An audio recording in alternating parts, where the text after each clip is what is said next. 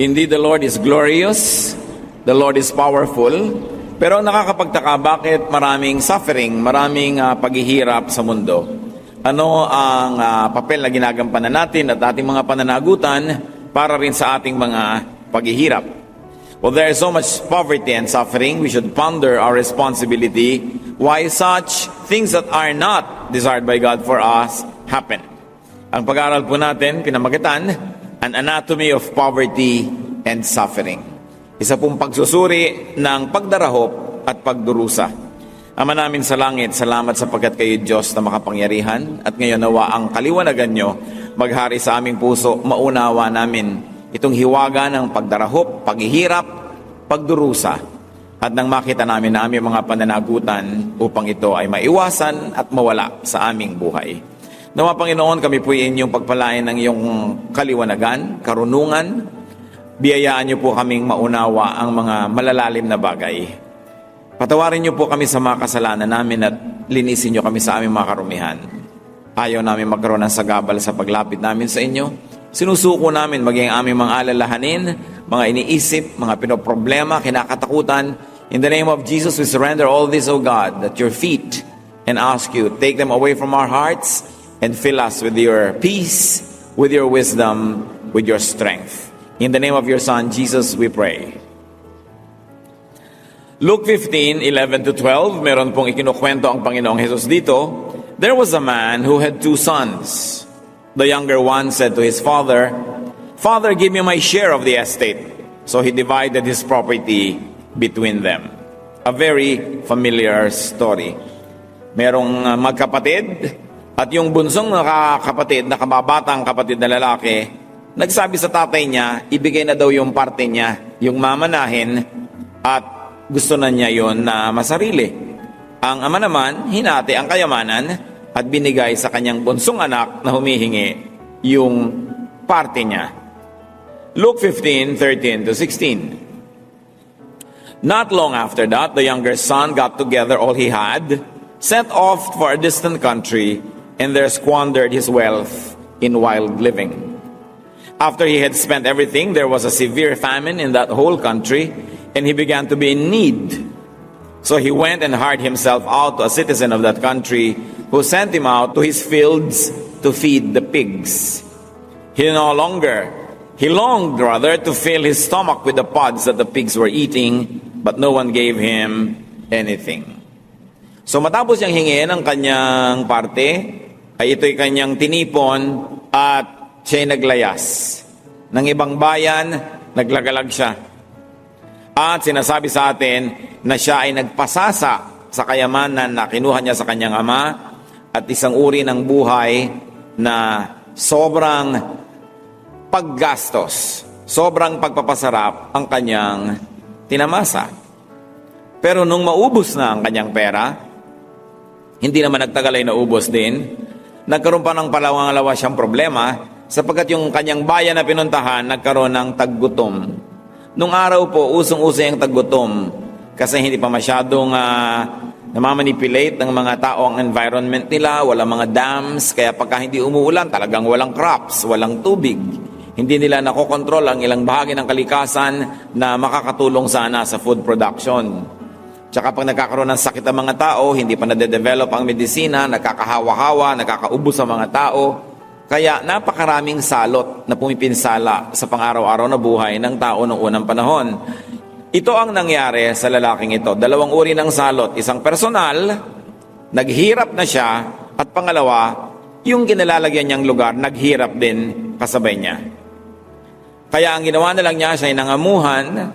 Dati siyang mayaman dahil may minana pa. Pero ngayon, namasuka na lang siya sa isang tagaron sa bayan na kanyang pinuntahan at ang naging trabaho niya, tagapagpakain ng mga baboy.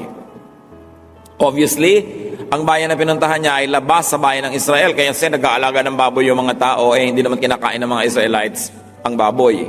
So, nasa ibang bansa talaga siya, malayo. At nabaligtad ang sitwasyon. Dati siyang maluho, magastos, wild living. Ngayon, naiinggit na siya sa mga baboy. Kasi yung mga baboy may regular na kinakain, siya wala. Anong uri ng pagkakahamak at pagbaligtad ng kapalaran, yung ikaw na dating mayaman, ay pati sa baboy ay mainggit dahil mabuti pa sila at may kinakain.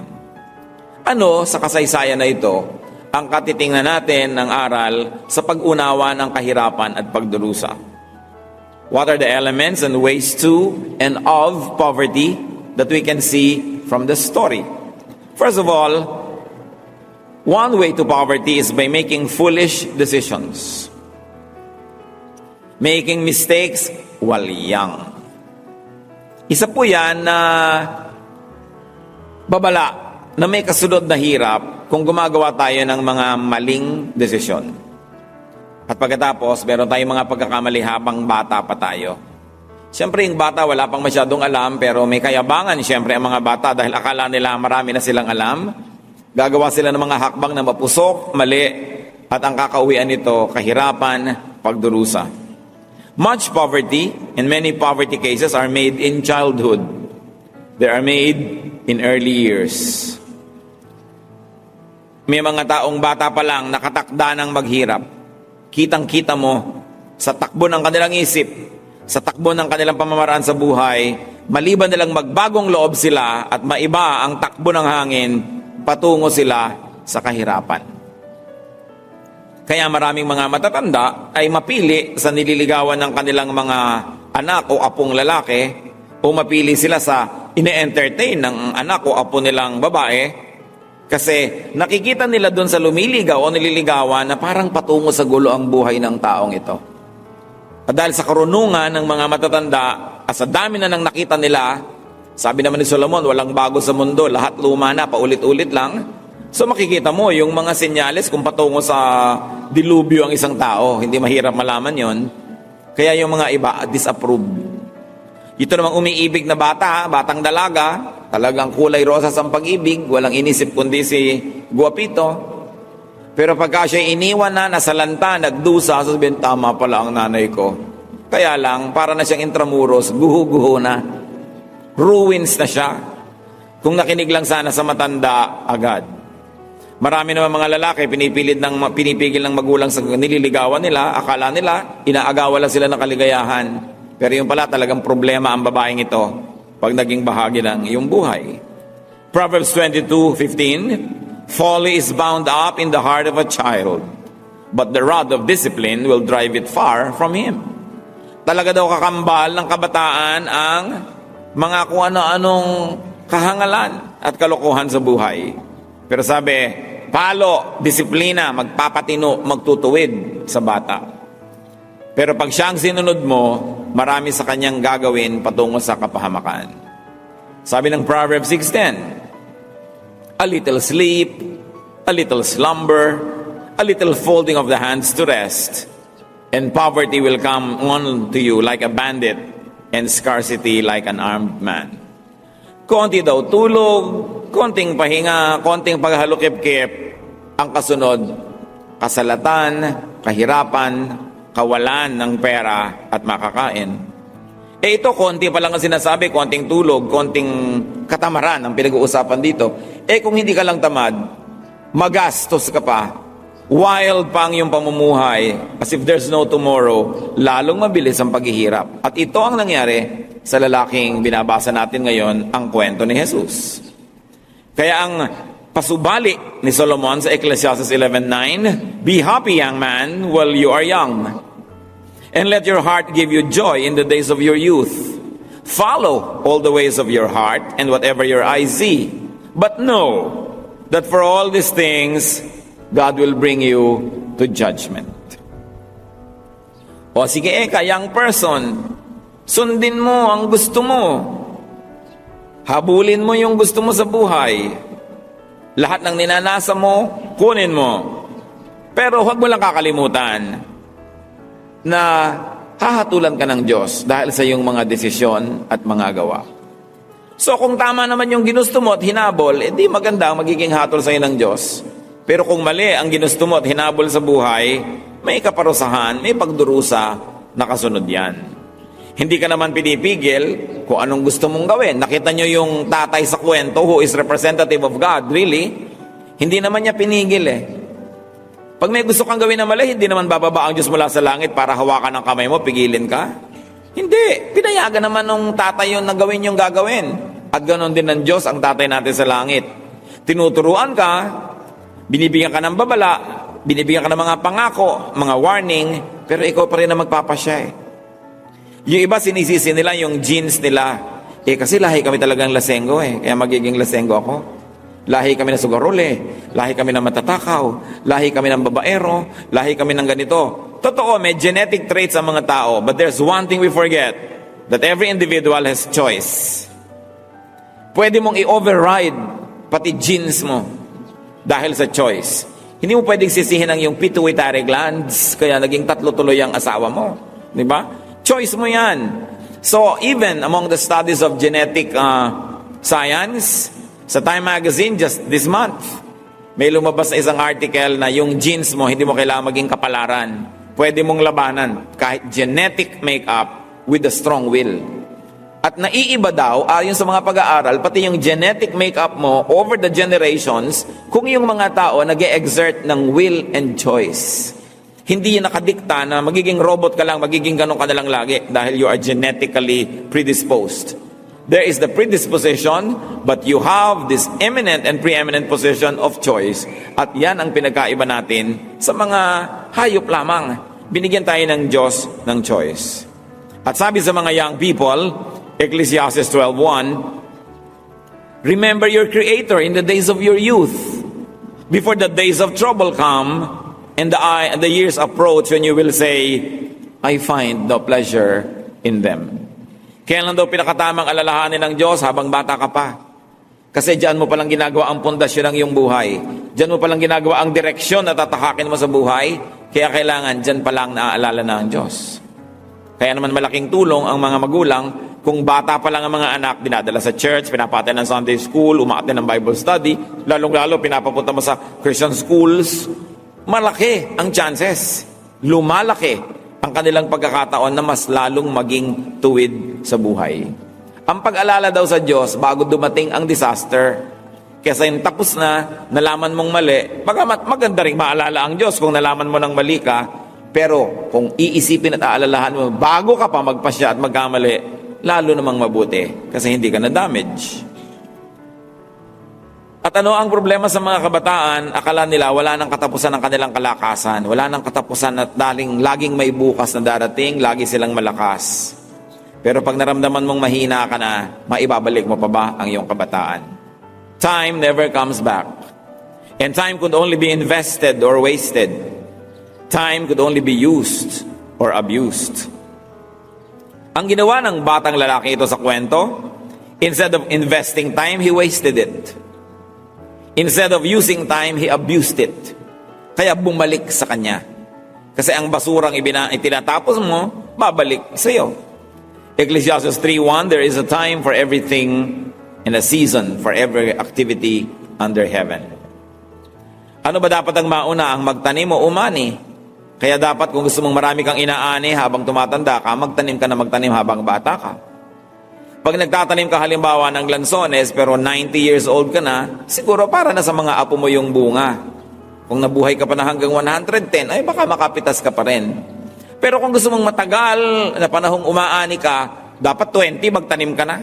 10 magtanim ka na. 15 kung may tataniman ka, para umaani ka. Umabot ka rin doon. Kasi may panahon ang lahat ng bagay. Ecclesiastes 3:2, there's a time to plant and a time to uproot. Yung uproot, hindi mo naman bubunutin yung halaman para siya mamatay. Kasi kung gabi yung itinanim mo, para ka umani, talaga you have to uproot. So the uprooting there is not negative, but it is also positive. Another element and way to poverty is squandering precious resources. Pag-aaksaya, pagwawaldas ng mga mahahalagang bagay na pwede mong gamitin sa produksyon, sa paggawa ng mabuti at pagtatanim ng mabuti. Halimbawa, time, tulad ng pinag-usapan natin. It is easy to lose time and chances and opportunities. Talent. Itong young man na ito, lumaking may kaya, maaaring meron siyang mga managerial skills, maaaring marami siyang connection sa kanyang sariling bayan na pwede sanang tumulong sa kanya para mas malaki ang production. Pero pumunta siya sa isang lugar na yung support system niya wala eh. So sayang naman yung talent niya, naging tagapag-alaga lang siya ng baboy, bagamat hindi masamang mag-alaga ng baboy. Pero kung may iba ka pang kaya, dinaya mong sarili mo, kung binabaan mo, beneath your qualification, yung gagawin mo sa buhay. Because definitely, your production will be beneath your capacity to produce. So the person betrayed not only time, but also his talent. Naging ganun na lang. And of course, another precious resource that was squandered was treasure. Yung tatlong T, time, talent, treasure. Binigay yan ng Diyos sa atin para paramihin at umunlad ang ating buhay. So there was wealth and money and assets that went down the drain. One thing with money, it is easy to divide it rather than multiply. It is easy to decrease it rather than increase. Kahirap kitain ng pera, kadaling gastahin. Pwede mo yan napakontiin, pwede mo siyang paramihin, nasa sayo. At marami po sa atin, hangang-hanga ako sa mga Pilipino, hardworking. Pero bakit bihira yung nakakaangat mula sa kahirapan kahit hardworking? Paano pag nagkapera, ang gusto gumasta? Oras na dumating na yung remittance galing abroad, mall na ang mag-iina. No?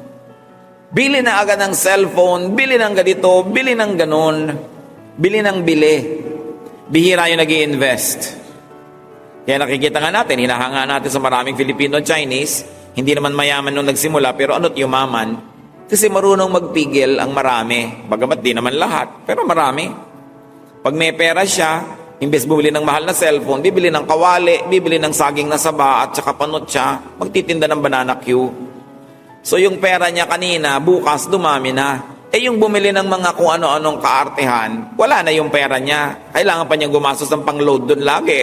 So naging consumer imbes producer. Pagdating ng panahon, give them 10 years each. Tingnan nyo kung sino magiging amo nino at sino magiging katulong nino. Hindi mahirap isipin.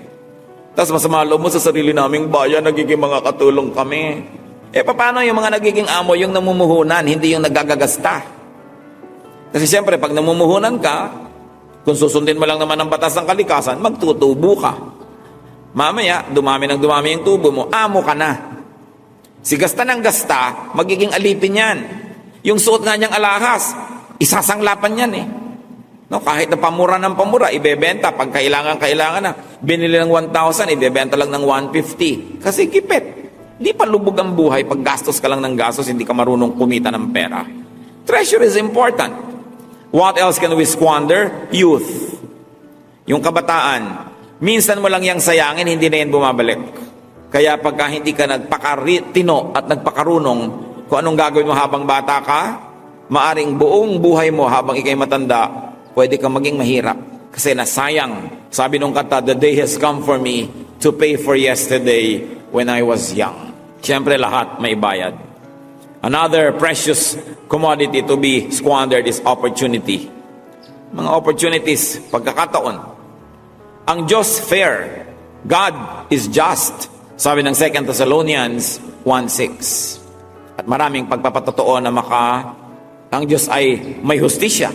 Everyone gets to have opportunities.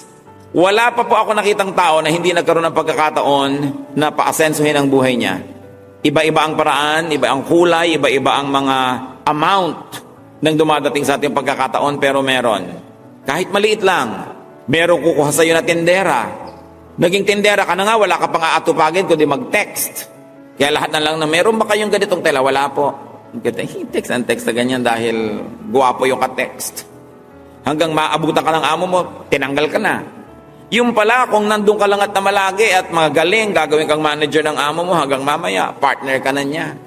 Bigla pa siyang namatay, minana mo pa yung negosyo. Nagkaroon ka ng pagkakataon. Pero yung pagtitinda lang ng konti, hindi mo nalalaman na maaaring may malaking puntahan yon. Pag maliit ang utak mo, kala mo yun na lang yun. Merong magtitiwala sa'yo. O ibili mo ako ng ganon. Tapos itinakbo mo na yung pera niya, hindi ka na bumalik. Yung pala, kung nagkapalagayang loob, magiging purchaser ka. At dadami ang pagkakataon mo sa buhay. Merong mga pagkakatiwalaan mo o ikaw ang magbantay dyan.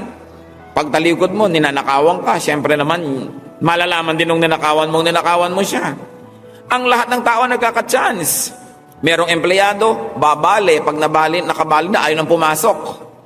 Hindi mo alam, yung palang tao na binalihan mo, maraming kakilala, maraming kontak. May nagtatanong, "Uy, may kilala ka bang mapagkakatiwalaan para gawin kong ganito, ganun?" Hindi ka syempre makakasali sa ire-recommenda dahil sa konti pa lang, nang daya ka na. Pagka walang bandy clock sa opisina, lagi kang late. At kahit may bandy clock, lumilipad ka parating sa bandy clock. Pag tuldok-tuldok mo doon yung oras, ang tagal-tagal mo mag-lipstick sa toilet. Hindi ka ba nakikita ng mga may kapangyarihan o hindi ka ba nakikita ng Diyos? Kaya yung iba sabihin, "Ako, kapuspalad kami." Hindi yan totoo. Lahat ng tao nagkaka-chance. Yung iba lang, binabaliwala nila yung chance, pinapalampas nila. Kasi kumisan, ang liit-liit na pinto ayaw mong pasukin, liit naman yan, baliwala. Yung pala, pagpasok mo doon, yun ang daan para sa isang laki-laking oportunidad kung marunong ka lang magpahalaga. Yung iba, pila ng pila para magkatrabaho. Pag nagkatrabaho na, ang gusto magwelga. Ang gusto umabsent. Ang gusto privilege pero ayaw magtrabaho. Paano ka asenso? Napakarami niya rin sigurong kilala mga kapatid na pinagkatiwalaan na, nabigyan na ng chance, pero winaldas ang kanyang chance. Kaya tuloy, lumayo ang kapalaran. Sa Matthew 5:45, God causes His sun to rise on the evil and the good, and sends rain on the righteous and the unrighteous. So lahat, binibiyayaan ng Panginoon. Yung iba lang, nakakarating ng malayo at mataas, kasi bawat hakbang ng biyayang ibinibigay sa kanila, iniingatan nila. Hindi nila sinasamantala, hindi nila binabaliwala. But many who remain and become poor waste all of these opportunities. Marami niyan, pagkakatiwalaan mo pero sisirain ang iyong tiwala. Bakit mo pabibigyan ng ibang pagtitiwala? When you are good with little, God gives you more. But when you are not faithful with little, God will never give you much. Dadami lang kasi ang gagawin mong crime. People who become poor or remain poor, usually, not all naman, waste opportunities or waste trust and goodwill and relationships. They waste good foundations and open doors. So they remain miserable. And one sure way to remain miserable is to abuse someone's generosity or trust. Maraming mga ganyan. Ang bait-bait mo, mapagbigay ka, at may naibibigay ka naman, aabusuhin ka. Hindi ba niya alam na kung hindi siya ng abuso, baka mahulog ang loob mo, matuwa ka sa kanya, mas bigyan mo pa ng malaking pagkakataon sa buhay. Pero yung iba talaga, basta may pagkakataon, sisip-sip ng dugo ng kapwa, lalo di kayo mapagtiwala. At meron pa tayong mentalidad, minsan, mayaman ka naman di bigyan mo ako. Mayaman naman siya, hayaan mo, kuhanan natin. Hindi mo ba alam na yung mayaman nga ang pwede makatulong sa isang malaking paraan kung hindi lang siya maiinis sa'yo? Kung hindi lang siya makakahalata na pinagsasamantalahan mo siya? Pero ang ginagawa natin, makakupit lang, makakuha lang na ganyan. Never mind na masira na yung relasyon. And we see a lot of this happening every day. And yet people ask God, bakit po kami mahirap? So nakita natin yung mga katamaran, pagpapabaya, sobrang paggastos, at hindi pagpapahalaga sa bawat oportunidad. Sa storya na ating binasa, sino ang inabuso? Yung tatay. Of course, representative of God yung tatay sa kwento. And in this life, everyone has a father or a mother or an equivalent.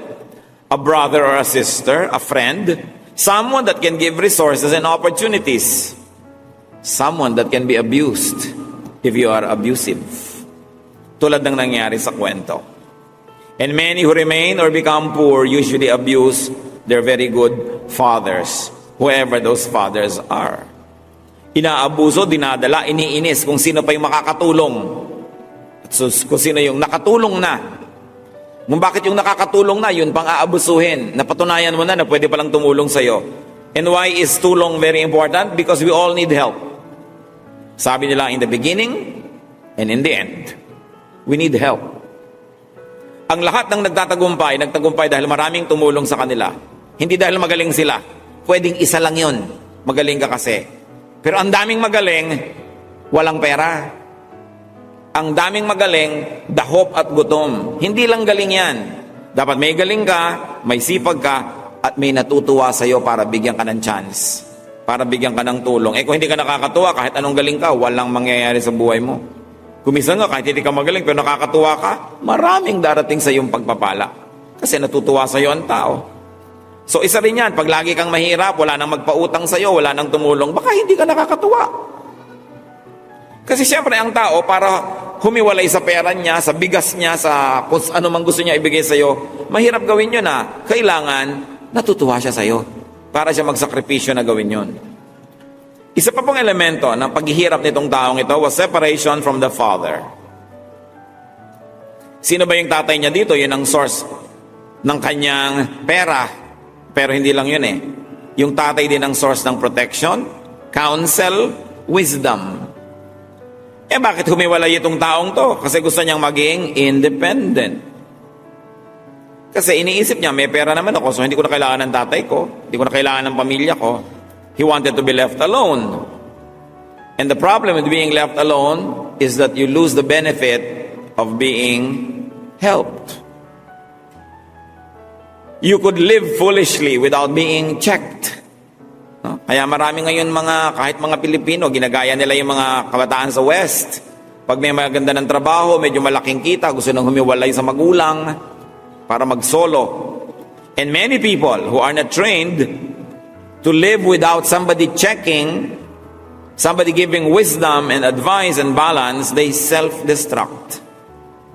Siyempre, ang ginagawa lang, lahat ng mga bawal dati, gagawin ko na ngayon, wala nang nakatingin. So, ang nangyayari, nahihiwalay. Proverbs 18:1, a man who isolates himself seeks his own desire. He rages against all wise judgment. Ba't gusto mo mag-solo? Para magawa ko lahat ng gusto ko. At least yung tao sa kwento, ganun yung case niya. Ano nangyari nung nagawa niya lahat ng gusto niya? Nakabuti ba? Nakasama. Kailan niya nalaman? Nung tapos na. Ganun lahat naman yung napapasama. Tapos na bago mo malaman. Another element and way to poverty is excessive and foolish consumption, as we have already seen. Careless spending. Yung sinasabi nilang ubos-ubos biyaya, bukas, nakatunganga. Inuubos lahat. At ang hindi nila alam, there's a possibility of unexpected reversals. Dati kang may pera, pwedeng mawala yung pera mo. Dating click ang business mo, pwedeng mawala yon. Dating ang ganda-ganda ng kalagayan mo sa buhay, pwedeng mabaligtad yon. Because the events around you, the surroundings, can be reversed. Yung biglang-biglang naghihirap na hindi na nakaka-recover, kadalasan, madaling kumita ng pera, madaling magkaroon, akala nila laging magkakaroon, kaya inuubos nila. Kasi pag inubos, meron ulit bukas. Pag inubos, meron ulit bukas. Biglang bukas, wala. Sa makalawa, wala uling pumasok. 3 araw, wala na. So magbebenta ka na ngayon ng mga gamit mo. Kasi hindi ka handa. Kasi akala mo, laging meron. But people can fall on so-called bad times. Pwedeng mangyari yan. Pwede kang biglang dalawin ng masamang panahon. Sabi nga nila, pwede kang malasin. Ecclesiastes 9:11, the race is not to the swift or the battle to the strong. Nor does food come to the wise, or wealth to the brilliant, or favor to the learned. But time and chance happen to them all. Nangyayari yan. Pwede kang dapuan ng kamalasan. Ayaw nung ibang Christian Commission word na yan. Ano pang i-interpret mo sa Ecclesiastes 9:11 kundi kamalasan yun? Strong ka naman, hindi ikaw nanalo. Mabilis ka naman, hindi ikaw nanalo sa karera. Anong tawag mo dun? Isaiah 47:11, a possibility. Disaster will come upon you and you will not know how to conjure it away. A calamity will fall upon you that you cannot ward off with a ransom. A catastrophe you cannot foresee will suddenly come upon you. It is a possibility. Kaya ang tao kahit maraming pera, dapat may iniimpok, may itinatago, hindi mo alam. Kung nakuha mo pa sa nakakainis na paraan, pag naubusan ka, paano ka babalik? Paano ka hingi ng tulong? Hindi ko mo may pera ka, makikipagkasira ka na sa mga tao kasi hindi ka nakakatiyak na lagi kang meron yan. Hindi ko mo malakas ka, hindi ko mo ikaw ay makapangyarihan o sikat, babaliwalain mo na yung iba kasi pwedeng mabaligtad ang buhay sa isang iglap. Another element of the poverty that we see in the story is choosing low. Sa dami ng pagpipilian niya, ang pinili niya maging empleyado at pagpakain ng baboy. So siguro, ang liit-liit din ng sweldo niya, kaya pagkain lang ng baboy, kinakaingitan pa niya. Marami pong mga tao, kaya hindi aasenso sa buhay, yung trabaho nila is very much beneath their qualification. At kahit pa sila magkaroon ng 1,000 taon ng pagtatrabaho, kung magkakaroon sila nun, hindi pa rin sila makakabili ng kahit kaprasong lote. Kasi yung talagang pinuntahan nila na opisyo, mabaligtad man ang mundo, hindi sila kikita ng marami. So sa pananatili sa isang trabaho na ganon, nagiging choice mo rin. Kasi yung mga iba hindi pumapayag. Sasabihin nila, nandito lang ako kasi emergency lang. Kasi kailangan ko lang. Kasi pamatid gutom lang. Pero hindi ako desidido na nandito buong buhay. Ang mga taong nakakataka sa kahirapan, yung nagpapasya na takasan nito. Pero oras na niyakap mo na yon, tinanggap mo na gano'n na nga yung buhay mo, ay wala tayong magagawa, ganyan talaga ang buhay. Magiging gano'n talaga ang buhay mo. Katulad niya, pinili na lang niyang maging gano'n. Marami pa namang ibang choices. Pero yun ang pinili niya. Marami po sa atin, nasa kinalalagyan natin ngayon kasi pinili natin.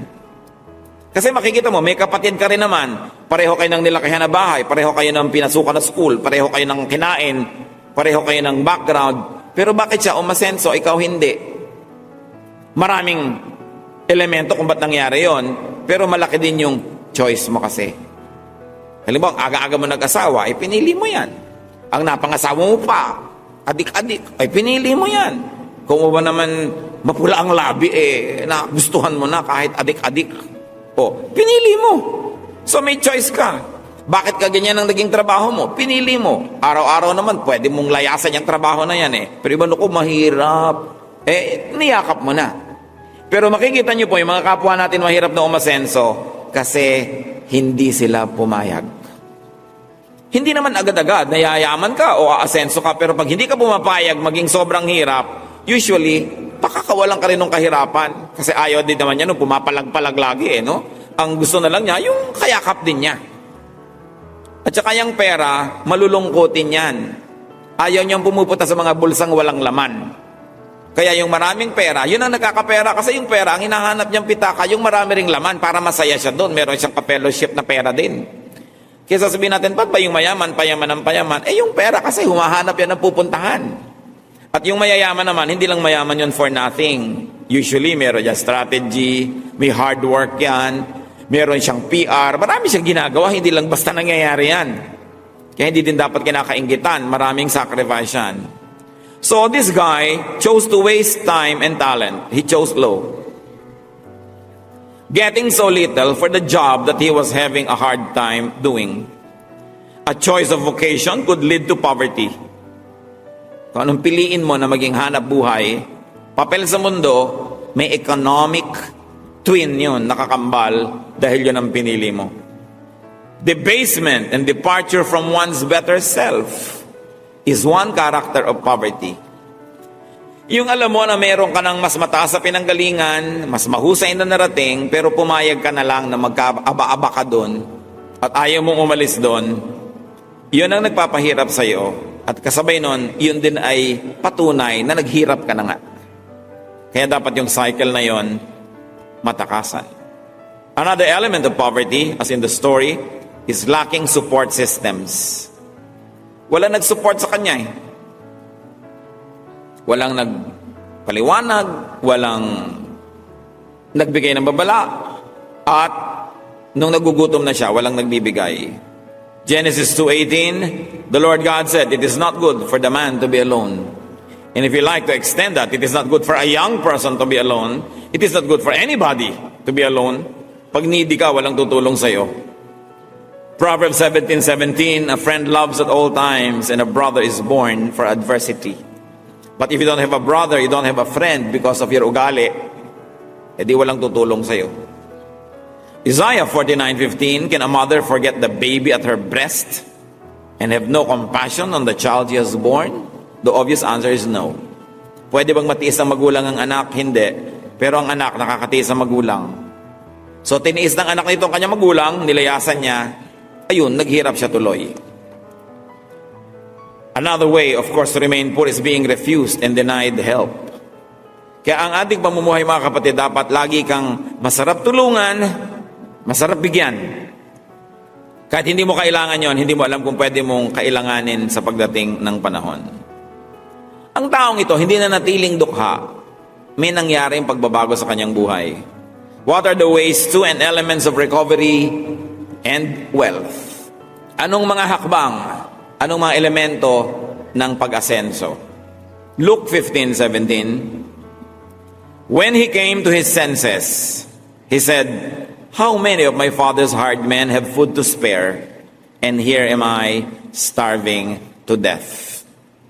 Natauhan.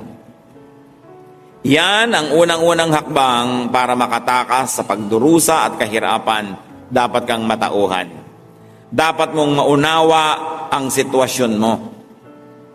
Sabi niya, teka. Mabuti pa yung mga katulong sa bahay namin. Maraming kinakain at masarap at may sobra pa. Yung mga katulong ng tatay ko, ang sarap-sarap ng kinakain. Ako dito walang makain. Nakita niya yung pagkakaiba ng buhay niya kung malayo o kung malapit sa Ama. And of course, spiritually speaking, you can and should apply that. Naandyan naman ang Diyos, ba't ka mamumuhay ng malayo sa Kanya? Naghihirap ka tuloy spiritually and even materially. Samantalang yung mga malapit sa Kanya ay nakakapakinabang ng blessing niya. Another element to recovery and to wealth is knowledge or intelligence or wisdom. To come to one's senses. Realization of one's poor condition. Dapat kasi mapagtanto mo, maintindihan mo, oo nga, no? Bakit nga ba ako mahirap? Bakit ako nagdurusa? Bakit nga ba? And of course, awakening to the cause of one's poverty. Dapat mulat tayo at alam natin kung anong dahilan ba't tayo naghihirap o nagdurusa. Pag nalaman mo kasi yon, pwede mong bunutin yung ugat nun, pwede mong solven. Nakita niya na ang ugat ng kanyang pagdurusa, malayo siya sa kanyang ama. At lumapit siya sa kanyang masamang ugali at yun ang kanyang sinunod. Nagkaroon siya ng kaliwanagan. Namulat siya. At yan ay pinagtuturo sa mga libro, lalong-lalo sa mga wisdom books. Kailangan magising ka sa katotohanan. Kaya sabi niya sa Luke 15:18, I will set out and go back to my father and say to him, Father, I have sinned against heaven and against you. Sabi niya, bakit nga ba ako walang makain? Sa bahay ng tatay ko marami pagkain, pati mga katulong, pasasa at sagana. Ganitong gagawin ko, uuwi ako. Maglalakbay ako, uuwi sa amin, at sasabihin ko sa tatay ko, nagkasala po ako sa inyo at sa Diyos. So anong nagko-contribute sa recovery? Wise decision. A plan. A strategy to survive and to recover. And very importantly, acceptance of one's fault. Dapat aminin mo sa iyong sarili kung anong yung pananagutan at pagkakamali, ba't ka nalagay sa hirap at pagdurusa. Lagi mo na lamang nasisisihin iba. Laging iba ang mali, iba ang may kasalanan. Sabi niya, I have sinned against heaven and against you. Walang tao na makaka-recover habang hindi mo niya tinatanggap ang kanyang pagkakamali at hindi niya yun pinagsisisihan at inihihingi ng tawad. We begin recovery from there. We begin restoration from accepting who we are. As sabi niya sa Luke 15:19, I am no longer worthy to be called your son. Make me like one of your hired men. Ang galing ng kanyang pagkakagising. Sasabihin ko sa tatay ko, nagkasala po ako sa inyo at sa langit, hindi na ako karapat-dapat na magkaroon ng mga karapatan bilang anak nyo. Ituring nyo na lang po akong empleyado. Tulad ng maraming empleyado dyan, sa inyo na lang ako magtatrabaho kaysa sa iba. Mas masarap pa ang buhay ko dito kahit ako katulong kaysa sa ibang lugar. So an element of recovery here is correct, humble, and truthful positioning of oneself. Pag inilagay mo ang sarili mo sa tama mong dapat kalagyan, nagpakumbaba ka, tinanggal mo ang yabang, pagmamalaki, handa ka na nga na tumanggap ng pag-aayos ng Diyos. Luke 14:11, for everyone who exalts himself will be humbled, and he who humbles himself will be exalted. Another element to recovery and to wealth is seeking better employment or fruitful work. Changing employers Wala namang nangyayari sa kanya doon sa kinakalagyan niya. Ba't mananatili siya doon? So niya, teka, kailangan palitan ko to. Walang nangyayari. Di dapat ibahin ko to. Pinalitan niya. Luke 15:20, so he got up and went to his father. What element to wealth and restoration? Desire. You should desire and decide for a better life. For a better deal. Kailangan mong hangarin at pagpasyahan na ayusin ang iyong buhay. Hindi pwedeng iba ang hahangad at magpapasya nun. Kaya kung yung anak, yung magulang ang may gusto na tumigil siya sa pagdadrag, siya naman hindi, wala mangyayari. Dadayain din niya yung magulang niya. Kahit pa siya ipadala sa rehab, 10 seconds pa lang doon, nahanap na niya yung pusher sa loob. Ang dami nga daw mga pusher dyan sa loob eh. Mas madali pa maghanap ng drug sa rehab center kaysa sa labas. May proteksyon ka pang pader. Ganyan naman ang mga hindi ba? Pag mahilig ka sa sugal, dali ka sa kabanatuan, wala ka pang 1 minute doon sa may gasolina, nakahanap ka na ng kapwa mo sugarol. Madali niyan. Kaya sayang, yung ang magulang ang gusto kang pag-aralin ng law, ayaw mo naman, walang mangyayari. Yung magulang ang gustong patinuin ang buhay mo, pero ayaw mo namang gawin, sayang. Kailangan ikaw mismong gumusto nun, kasi buhay mo yan eh. So this person decided, after desiring, that he would like a better life. When you decide that you want a better life, you will make concrete steps to get it. It all happens in the mind, in the heart. Kailangan doon ka magsimula. Buuin mong loob mo na itong gusto mo. Kahit ka mahirapan, hanapin mo. Kesa maginhawa ka na nandun ka naman sa buhay na ayaw mo naman talaga. And another element to recovery is action. Hindi siya puro intention. Kumilos. Nag-aal sa balutan at umuwi. So heto na ngayon siya, papauwi na. Suspense. Ano kaya ang gagawin ng tatay ko pag nakita ko? Diba, ipahabol ako sa aso, bugbugin ako, pagalitan ako, sumbatan. Luke 15:20-24. But while he was still a long way off, his father saw him and was filled with compassion for him. Alam niyo ang magulang, kahit ka pa lapastangan, kahit ka pa mali, kahit ka pa naglustay, nagkalat, pero makita lang niyang umuuwi ka, nagpapakumbaba. Siyempre yung magulang, mangingira lang pagka magulang. Kaya lang naman kuminsan natitikis ka ng magulang mo nakikipagtikisan ka kasi, nakikipagtaasan ka pa sa magulang mo. Pero ikaw na mismo yung nagpapakumbaba, uuwi ka, tatanggapin ka ng magulang mo. Lalo't hindi na pumapasok pa lang, kayo po may kasalanan ito, kaya ako nagkaganito. Papalang palayasi ka na naman. Pero yung tahimik kang umuuwi, para kang pinitpit na bawang, wala kang kasali-salita, sinong magulang ang hindi mababagbag ang kalooban? Anong ginawa ng tatay nung malayo pa lang yung anak? He ran to his son, threw his arms around him, and kissed him. The son said to him, Father, I have sinned against heaven and against you. I am no longer worthy to be called your son. Siyempre, practice siya na practice buong daan, so hindi niya nalimutan yung script niya. So naglalakad siya, Father, I have sinned against you, against heaven. So nung dumating yung tatay, niyayakap na siya, script pa rin niya yung sinasabi niya. Father, nakasala po ako sa inyo, hindi na ako dapat na matawag na anak niyo. Verse 22, but the father said to his servants, Quick, bring the best robe and put it on him. Hindi siguro sila Pilipino kasi hindi mo na naligo bago nagbihis. No? Kung Pinoy yun, mali. Paliguan ito bago bihisan. No? But the father said to his servants, Quick, bring the best robe and put it on him. Put a ring on his finger and sandals on his feet.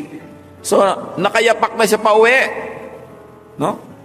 Nung umalis siya, umiilaw-ilaw pa yung takong ng sapatos niya. Ngayon, nakayapak na siya.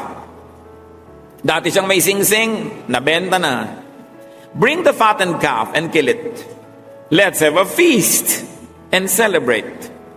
For the son of mine was dead and is alive again. He was lost and is found. So they began to celebrate. Ang daming mga anak, literally nagdurusa dahil lang hindi kasi umuuwi. Nakikipagmatigasan. O kaya, minamaliit nila yung pag-ibig ng magulang nila sa kanila. Akala nila hindi sila tatanggapin ulit. Akala nila hindi na sila papatawarin. So nagdurusa sila na hindi naman kailangan. Kasi ang kailangan lang pala magpakumbaba ka at umuwi. At hindi lang magulang natin sa laman ng pinag-uusapan, lalo na ang magulang natin sa langit. Maraming mga tao nagdurusa kasi hindi lang sila nagbabalik loob sa Diyos. Kutakot-takot na hirap ang tinitiis kasi ayaw sumuko sa Panginoon. Ipinagpipilitan na mamuhay kasama ng mga baboy.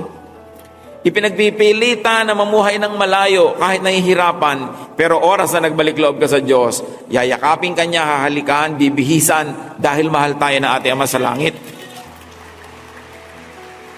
Hindi kailangan na pasanin mo ang hirap kasi meron tayong Ama sa langit. Kailangan lang magpakumbaba. Kailangan lang magbalik loob. So the poor man was received, forgiven, he was restored, and enriched. Akala natin yun na lang ang mahirap, hindi. Natatandaan nyo yung kapatid na naiwan sa bahay? Dalawa sila. Yung kuya na iwan, faithful sa tatay, faithful sa trabaho, laging nasa bukid, binabantayan ng mga hayop nila, mga patanim, mga ani. Hindi siya humingi ng pera, hindi siya nagparty, hindi siya naglustay kahit kailan. Nung may party na sa bahay nila, dumating kasi itong anak na nawawala, may tugtog, may sayawan, may handaan. Eto na si kuya, pauwi na. Mayaman ba ang kuyang ito dahil nanatili siya sa tatay? Hindi rin eh. Let's take a look at another way to and another way of poverty. May isa pang mukha ang kahirapan. Hindi laging madusing at gutom. Hindi laging nangangayayat at malayo sa Ama. Luke 15:25 to 32. Meanwhile, the older son was in the field. When he came near the house, he heard music and dancing. So he called one of the servants and asked him what was going on. Your brother has come, he replied, and your father has killed the fattened calf because he has him back safe and sound. Sanya, tikali ka dito. Anong nangyayari sa loob? Bakit may sayawan? Bakit may tugtog? Bakit amoy mabangong ulam? Umuwi na ang kapatid mo. Ipinagparty ng tatay mo. Kasi umuwi na. Matutuwa kaya si kuya? Verse 28, the older brother became angry and refused to go in. So his father went out and pleaded with him. But he answered his father, look, all these years I've been slaving for you and never disobeyed your orders. Yet you never gave me even a goat so I could celebrate with my friends. But when this son of yours, who has squandered your property with prostitutes, come home, you kill the fattened calf for him. My son, the father said, you're always with me, and everything I have is yours. But we have had to celebrate and be glad because this brother of yours was dead and is alive again. He was lost and is found. So sino ang mas mahirap sa magkapatid? Tung kuya. Ba't siya mahirap? Tumang isinumban niya, hindi daw siya nagparty. Ni isang kambing daw, hindi siya humingi para katayin at magkaroon siya ng barbecue. So ganoon, hindi ako nagpapasarap. Bakit siya mahirap? Because of self-disqualification from enjoyment. Nobody told him not to enjoy. Choice niya lang. So kahit mayaman siya, mahirap din. Yun naman pala, hindi naman taus-puso ang kanyang pagtitiis at pagtitimpi. Isusumbat din pala niya.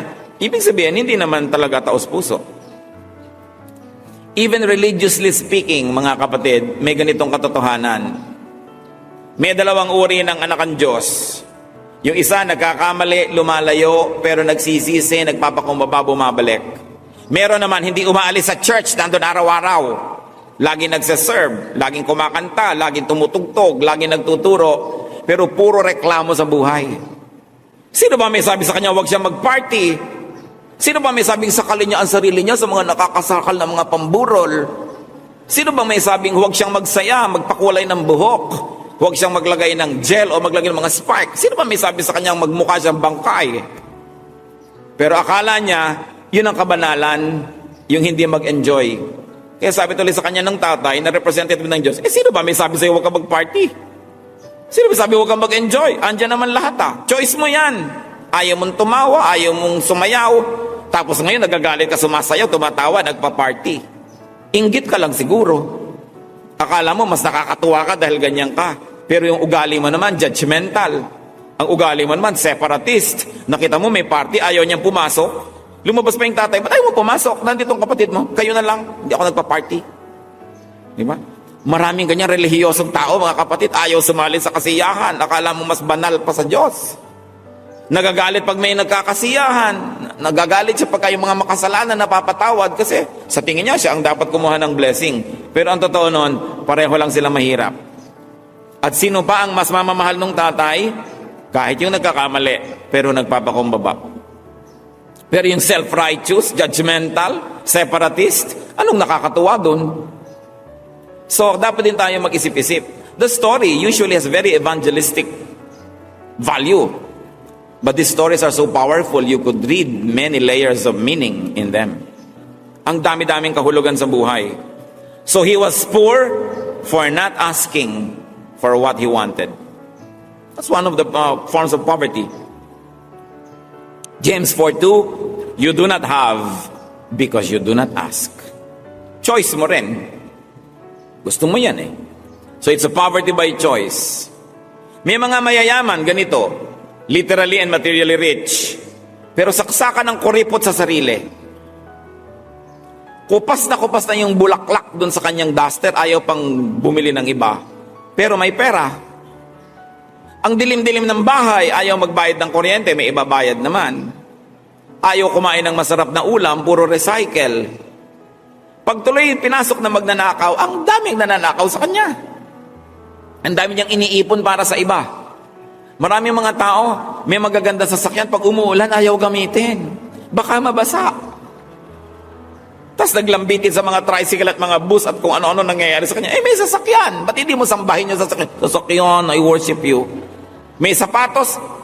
Pag may baha, hawak-hawak yung sapatos para huwag babasa. Kahit matungtong na niya ng mga bote, bakal, mga latang mahiwa-hiwa na yung paan niya. Kasi yung sapatos para huwag babasa. Pero yung iba naman, unawaan natin sa kahirapan, hindi na makakabili ng iba. No? Pero yung may ibibili ka naman, ba't tayo mong gamitin? Kaya ganyan na rin yung sinasabi natin, ang gaganda ng mga plato, nandun sa platera, tapos ang kinakainan, tansan. Ayaw na magasgas yung plato niya. Ganun talaga yun. Pag binibigyan ka ng Diyos ng blessing, gamitin mo, hindi ang yaman-yaman mo, pero hindi ka naman feeling rich. Feeling poor ka pa rin, binabaliwala mo yung blessing na ibinibigay sa'yo ng Diyos. Anak ng mayaman, pero asal mahirap. At ganun din mga kapatid, spiritually. Anak tayo ng Diyos, pero kumisan asal tayo, anak mahirap. Lagi ka na lang nagwo-worry, lagi ka na lang natatakot, parang walang Diyos. Lagi ka na lang nagdududa, parang wala siyang mga pangako. So bakit pa tayo naging anak ng Diyos kung yung mga privileges na yun, hindi mo enjoyin sa buhay? Tapos lagi kang nakasimangot, lagi kang walang kibo, lagi ka dyan na hindi masaya. Ecclesiastes 8:15, so I commend the enjoyment of life, because nothing is better for a man under the sun than to eat and drink and be glad. Then joy will accompany him in his work all the days of his life that God has given him under the sun. Hindi galit ang Diyos sa nag-e-enjoy. Kaya lang, earn it. Share. Give to others. But the Bible tells us that life is so precious, it must be enjoyed as well. So, be rich. But importantly, feel rich. Ano po ang mga application nito sa ating buhay? Tayo kaya yung anak ng sarili nating magulang at nakikipagtikisan tayo at lumalayo? Panahon na para mag-isip-isip at manumbalik. Baka tayo nagdurusa ng hindi naman kailangan kung magpapakumbaba lang tayo. Kahit yung magulang mo yun, superior mo sa trabaho, manager mo, employer mo, ba't ka makikipagtikisan? Superior mo yun. Lumagay ka sa tama mong lugar para ka tumanggap ng kanyang pagkalinga. O maaari naman na yan na yung spiritual, nabubuhay tayo ng malayo sa Diyos, mahirap tuloy tayo. Maraming kahulugan. Ano kaya sa buhay natin ang kahulugan yan? Tayo kaya yung magulang? O tayo kaya yung isang kapatid? Sa biglang tingin, parang walang problema, pero ang laki pala ng problema sa ugali. Kasi hindi mapagpatawad, hindi maibigin, mahilig pang manumbat, nagdurusa nga, pero iniipon lang pala yung sama ng loob. Alin kaya sa dalawang anak ang mas masarap kasama at mas katanggap-tanggap sa magulang? Magulang man natin yan sa lupa o magulang sa langit? Ama namin, salamat sapagkat sa mga kwentong ito, maaari kaming matuto. Turo mo sa amin ngayon kung ano po ang personal na mensahe niyo sa amin para pakinabangan namin itong kwentong ito, preserved in the Bible, told by the Lord Jesus Himself. So we pray, Father, that we may harvest the spiritual fruit that reading it and discussing it can give to us. Magbulay-bulay tayo mga kapatid, isipin, hingin sa Diyos ang personal application ng kwentong ito na hitik sa mga gininto ang aral. Lord, as we pray silently before you, may you touch each one and make this message relevant to each and every life represented here.